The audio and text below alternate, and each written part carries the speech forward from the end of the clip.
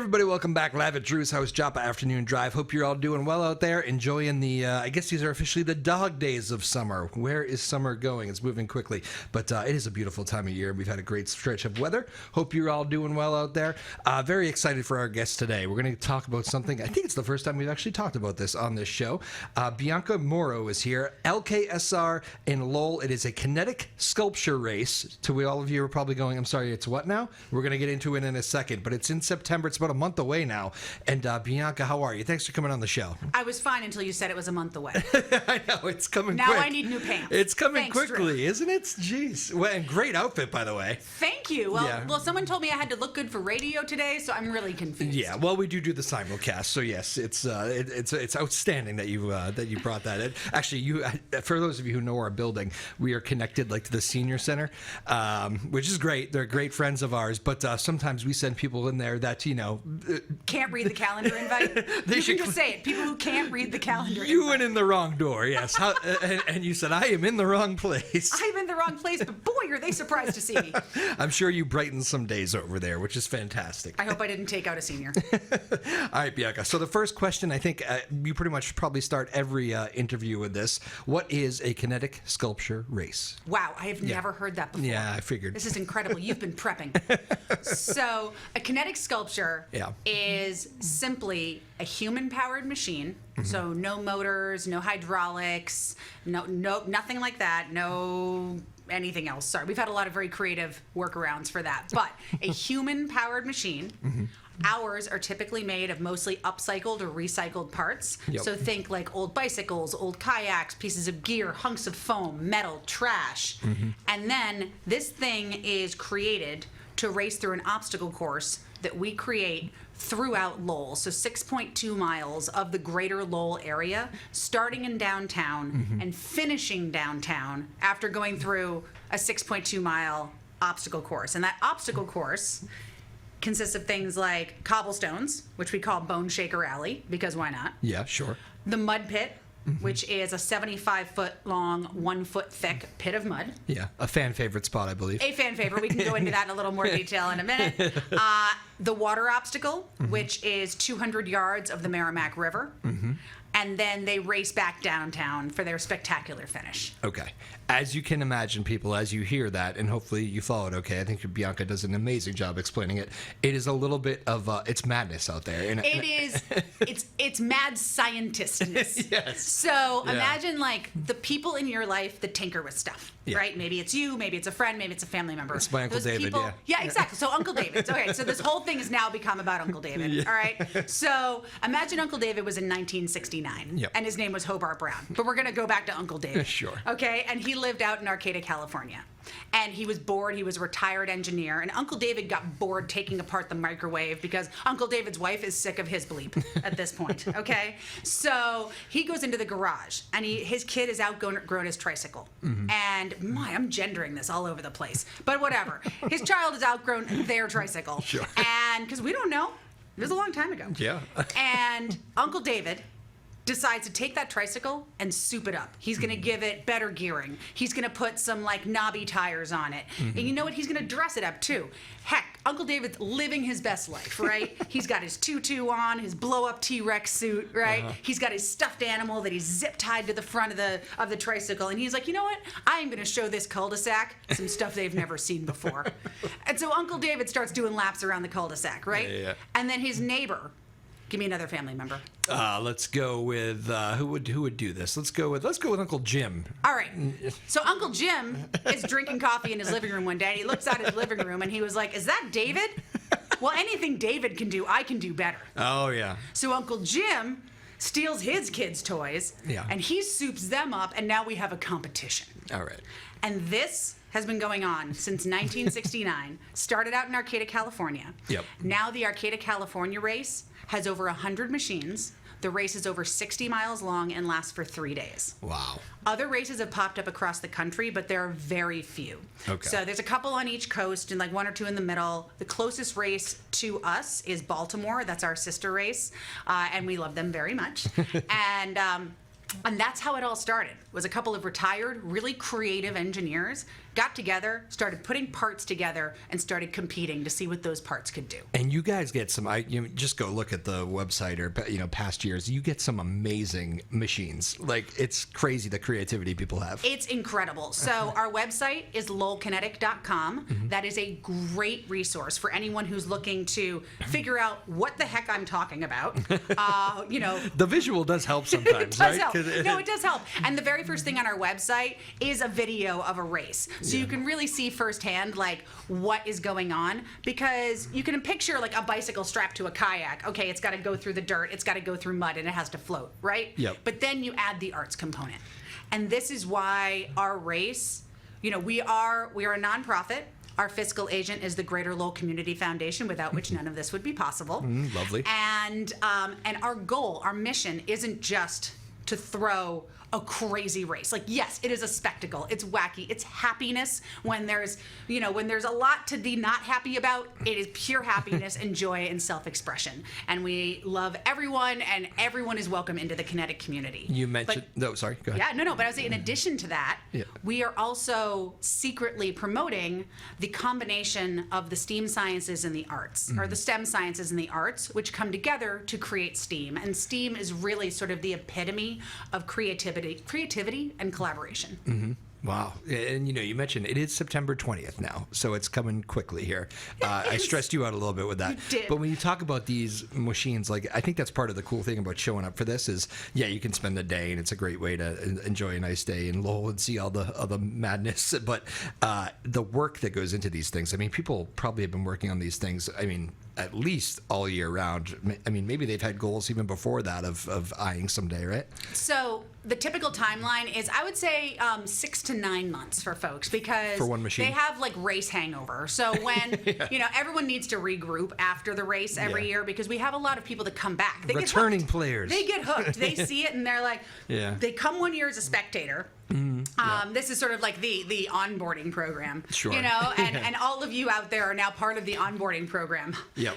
This is when I do an evil laugh, except I cannot do an evil laugh. So the first step in the onboarding program is that you hear about a kinetic race, and you're like, what is this? Yeah. And then you go online, you see the videos, you go to our Instagram, which is Lowell_kinetic. You go to our TikTok, which is super embarrassing. It's Lowell.kinetic. You'll see my co-founder do some really embarrassing stuff. Yep. And then you show up at a race one day, and you're like, okay, I get it. And the first 2 hours of race day, 9 a.m. to 11 a.m., is what we call Meet the Machines. And it takes place right in downtown Lowell. All the machines are lined up on the sidewalk because we do a Le Mans style start. So for those who don't know what that is, all the racers, the pilots, have to run to their machines to begin the race. So for the first 2 hours of the day, we're doing safety inspections on our side. We're making sure that everything is fit to race, that it follows a lot of this wacky set of rules that we have laid out for our competitors that you can also find on our website, probably worth a read in itself. It's awesome. And we have marshals as part of our staff that are sort of making sure that everything is fit to race and that everyone is doing everything safely and that they're staying on the course. So while our marshals get oriented with the teams, this gives the spectators an opportunity to meet the machines. Yeah. So all the builders are there, the machines are there, people can go up, talk to the builders, sit on the machine. It's great for families, kids can climb up on the machine, get really interested and curious, because that's what we want. We want people's curiosity. And then what typically happens after people see the race is at the end of that day, I would say if you walk up to 8 out of 10 people at the end of that day and you go, what did you think? And they go, I could do that. And that is exactly what we're hoping for, is to inspire people to do their own thing and come up with ways to overcome the challenges that we're putting in front of them. Awesome. Bianca, Mauro here. LKSR, the Lowell Kinetic Sculpture Race, is September 20th, about a month away here. You could have a great time viewing this race without any spectators at all, because it's just that sort of thing. It's crazy to watch. If it was coming through your backyard, you go, well, this is worth watching for a bit. But the spectators do kind of make it, right? I mean, you guys have been growing in crowds, it seems like, every year. The crowds keep getting bigger and bigger. Kids, again, it's a great family day, as you mentioned. How important is that to you to make just an all-inclusive place, an all-inclusive race? It's I mean, it's at the core of our priorities, especially mine. So every step along the way, we are focused on inclusivity and accessibility. So at our start line, in addition to the machines, we have music going, but we also have stilt walkers and circus performers and hula hoopers and the party band, which is an incredible brass band that's been working with us for years. And they've grown well beyond Lowell in the kinetic race and probably need no promo from me, but we are really lucky to still be on their calendar. We have ASL interpreters at every venue. We have ADA restrooms at every venue. We also have a shuttle that goes from one place to another, actually a whole fleet of shuttles, because what we've realized over the years is with a 6.2 mile race course, it's really hard for people to get anywhere. Even people who want to walk from venue to venue, chances are after they've done the first two venues, they would like a shuttle ride back to the finish line. So we have ADA accessible shuttles, ADA restrooms everywhere, ASL interpreters, and bilingual spectator guides. Wow, that's outstanding. And then we also have at the start venue, we've got some kids games. Obviously, we really value our sponsors. This event is completely free. So it's free for the public. It's free for all the participants. So the only way we survive is through grants and assisted funding.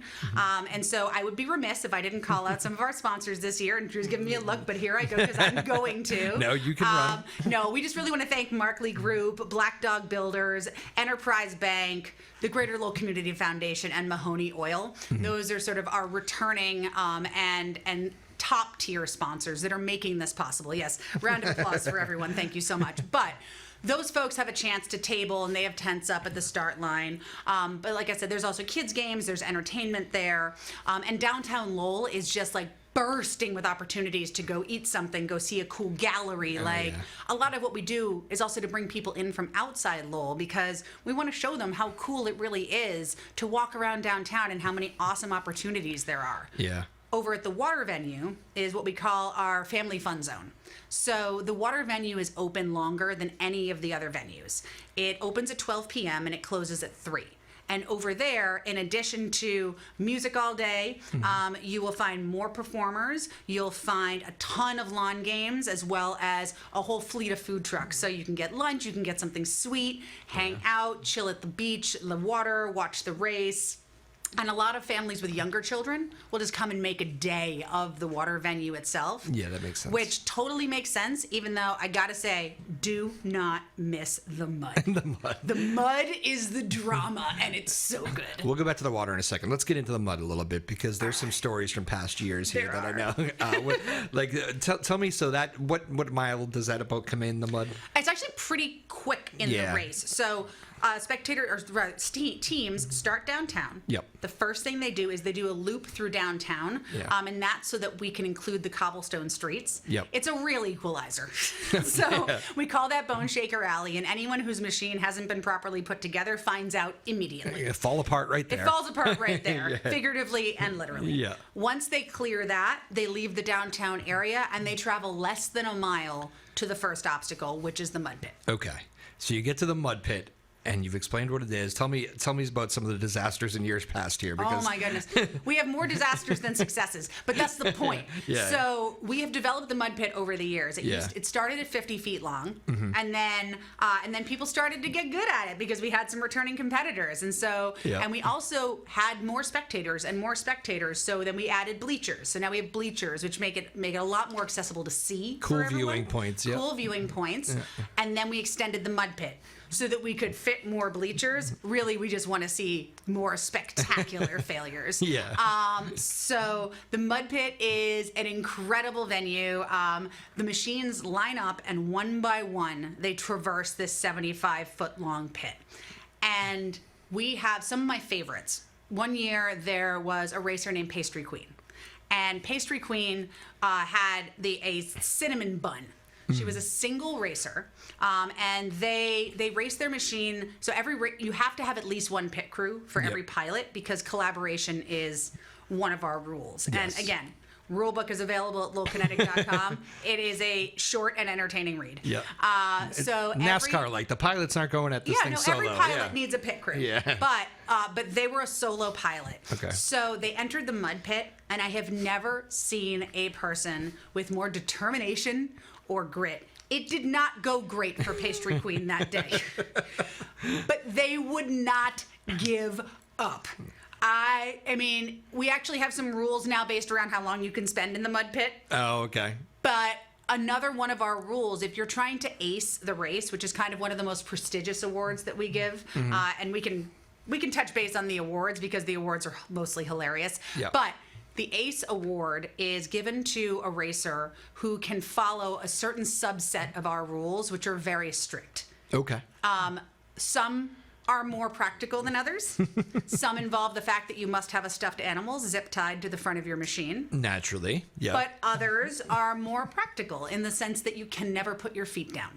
Oh, okay. So Pastry Queen was attempting to ace the race.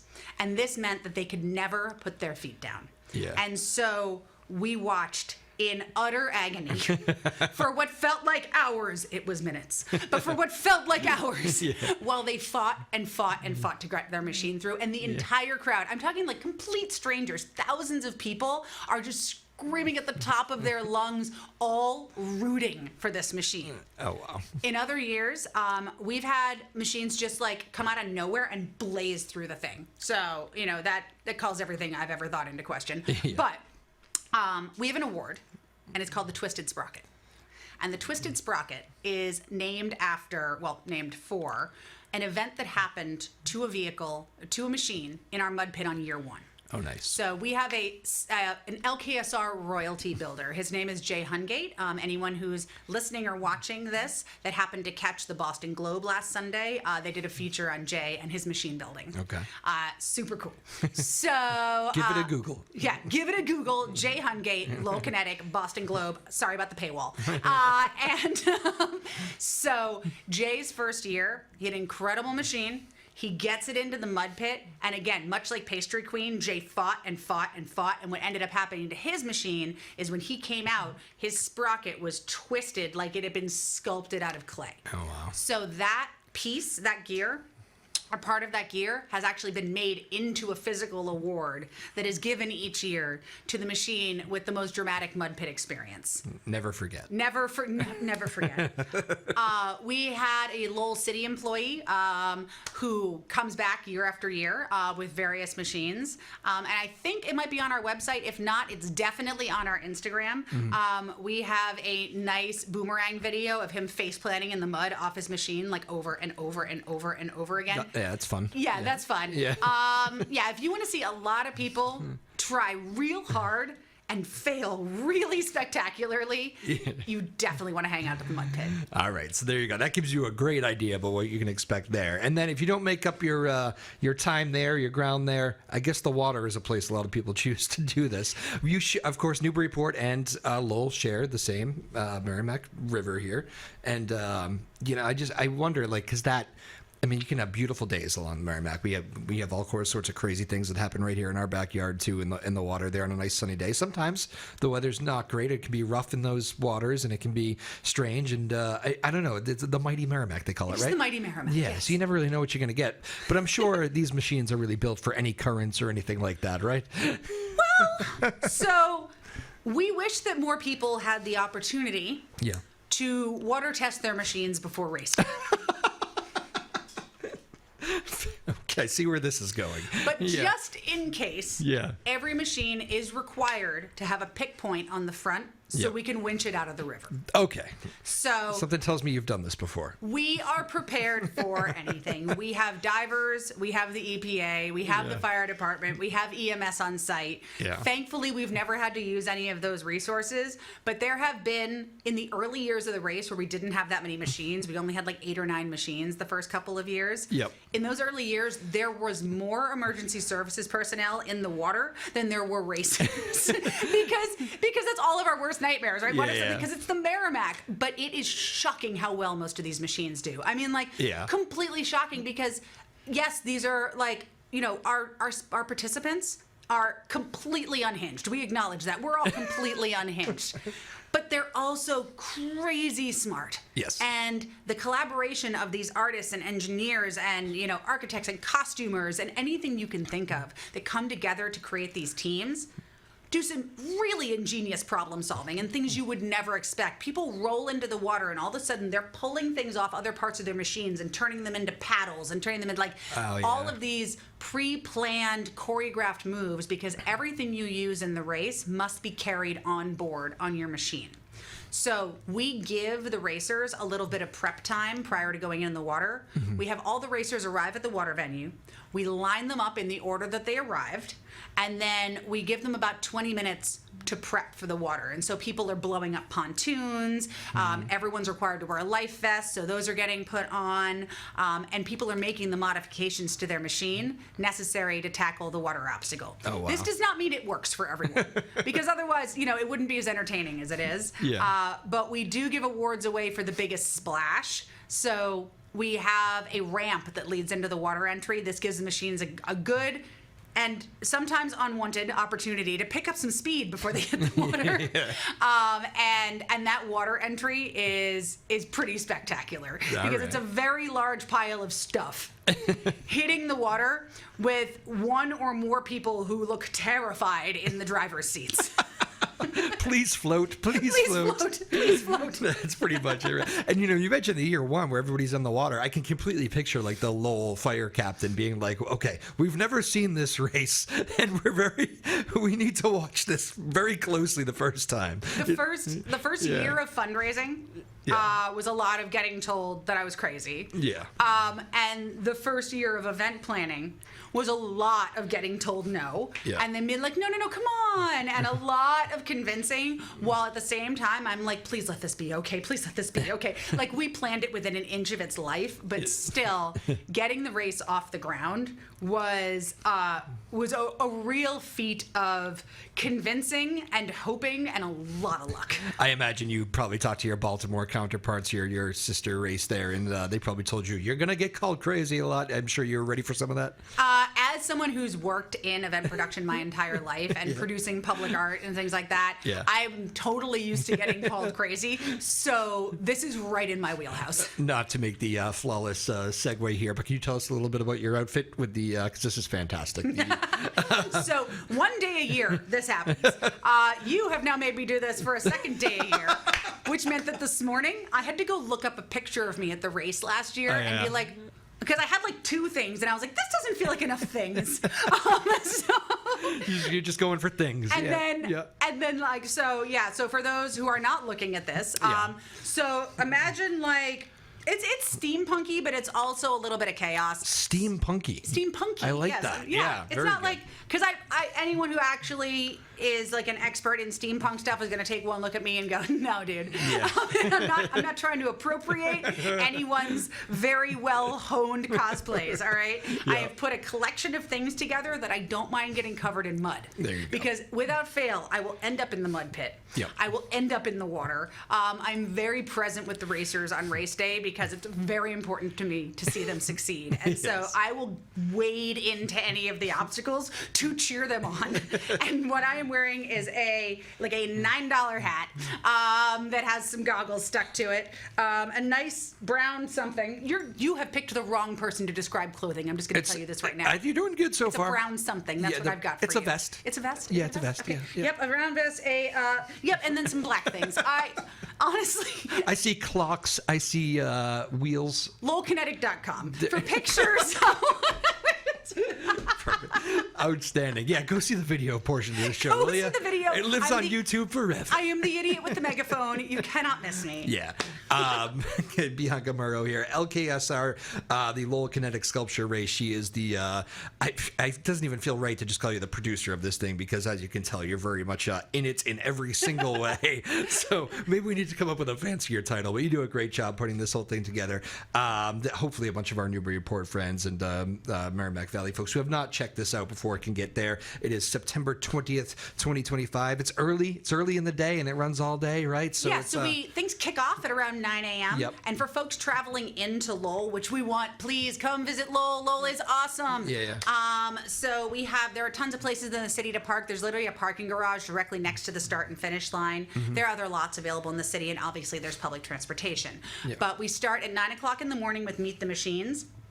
opening ceremonies for the race formally kicks off at 11 a.m. Mm-hmm. So if dragging yourself to Lowell pre-coffee is not in the cards for you, I totally understand. But you want to get there by 11 a.m. at the intersection of Market Street and Palmer, right downtown, so you can see opening ceremonies, because there's real fire. We do a lighting of the torch with real fire. And it's probably one of the smallest details of the race, but it seems to bring like the most people. You're like, real fire! And people like run to you. There you go. And everything's wrapped up by 3 or 4 in the afternoon, unless you want to hang out with us for the block party. So after the race finishes, we convert the finish line into a block party, and there is a local establishment, Warp and Weft, on Market Street. They are very good friends of the race, and they have been gracious enough to host our after party and award ceremony almost every single year since the race started. So we convert the street into a block party. There's food, there's drink, there's awards, and honestly, we're all exhausted, so we pretty much pack it in by about 9 p.m.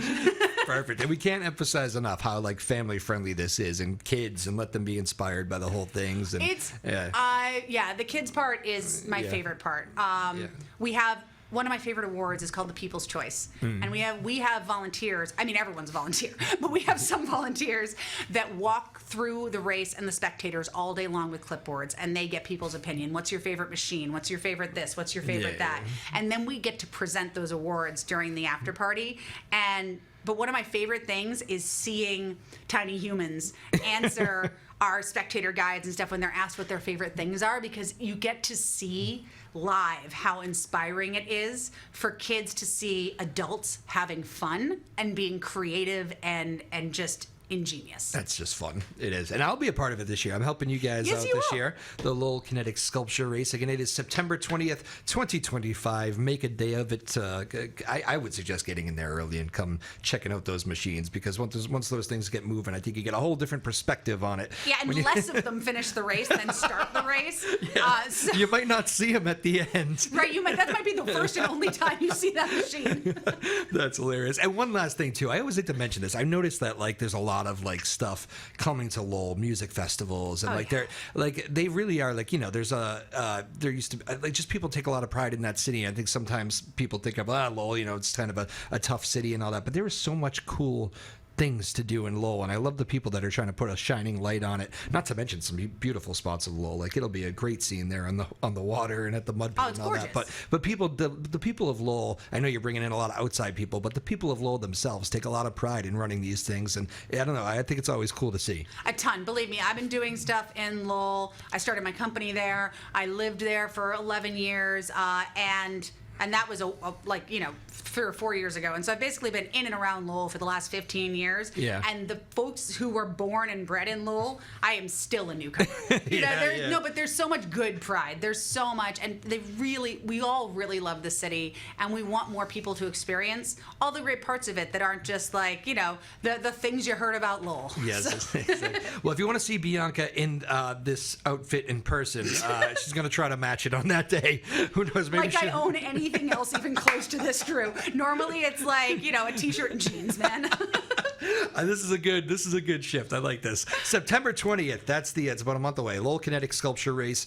Get in it. It's free. The price is right. Bring the family and have yourself a great day, and check out all these unbelievable machines that do this race. It is fantastic. Bianca, pleasure to have you on board. Thank you so much. We'll see you in a month. Thank you so much, and I can't wait to see you and all of your listeners there. All right. Very good. It's coming quickly. Hopefully I didn't stress you too much, but September 20th. September 20th. I'll be there. Thank you, May Power, producing this show. As always, we appreciate it, and no mud pits for you to deal with today, but you still have to deal with me, so thank you for all your good work, Maeve. We appreciate you. Sarah Hayden, the boss, our small but mighty team here in Newburyport. We love you. We'll see you next time live at Drew's house, Joppa Afternoon Drive. Peace.